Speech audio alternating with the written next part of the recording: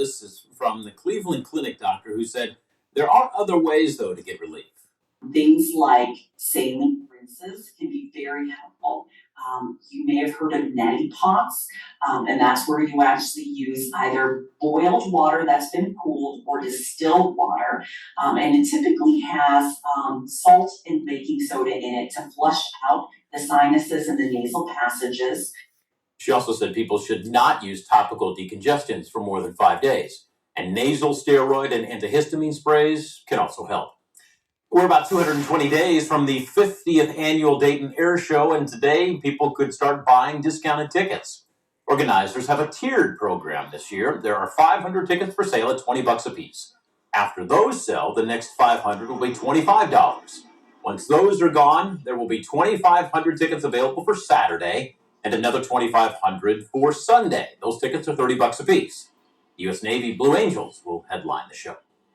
And now your Storm Center 7 forecast with Chief Meteorologist Austin Chaney. I tell you what, Austin, you were talking about maybe the next couple days. If there was an air show in late fall, it might be a good time to have it tomorrow and the day after that. I mean, the next 2 days are phenomenal. And really, the later that we get into November and, of course, December, days like Wednesday and Thursday, just harder and harder to come by.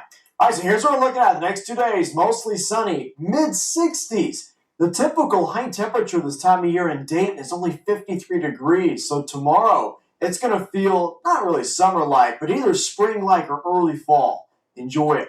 We've got changes coming in as early as Friday. A cold front moves in that gives us a chance for rain. The cooler air arrives on Friday, and then come the weekend. Reality sets in. We're talking about high temperatures back in the 40s. Out there right now, clear and cold out there. Light winds, though, so that's good. You have to walk the dog late tonight before you go to bed. The wind isn't going to make it feel any chillier out there than what the thermometer reads, but it is chilly nonetheless. 42 degrees currently here in Dayton. We're starting to see those upper 30s show up as you get north of I-70. Big picture shows that it's pretty smooth sailing out there. High pressure still keeping us dry, even though it's sliding east. A weather disturbance down in the Gulf of Mexico is sending clouds all the way up into Kentucky, southern Ohio, and a few of those clouds will try to skirt by tonight into tomorrow morning, but certainly no rain in this forecast. Here we go on Skycast and clouds tomorrow morning. Those clouds prevent us from getting as cold as we did last night. So expect mid-30s when you wake up tomorrow morning. Probably not as much frost out there as what we saw this morning. So some clouds for about 9 or 10. And then after that, mostly sunny skies into the afternoon. And how about that temperature? 64 or 65 degrees by 3 p.m. And then we start that decline after sunset tomorrow night. Now, oftentimes this time of year, if you're forecasting temperatures in the mid-60s, that means some wind to our south is bringing in some of that warmer air. That's the case tomorrow. So out the door tomorrow morning, we're going to start to feel those wind gusts increasing into tomorrow afternoon, especially from, say, noon to about 4 or 5 o'clock.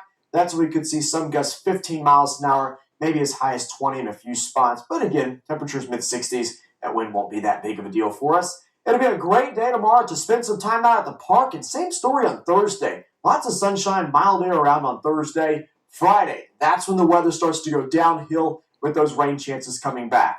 Here's that part of the forecast on Futurecast. Thursday, we'll notice a few changes late in the day with some cloud cover coming back in, but we should be dry through about midnight on Thursday night. After that, we can see some showers rolling in, better chance of rain during the daytime hours on Friday. All that clears out of here by Friday night, setting us up for a mostly sunny but chilly weekend.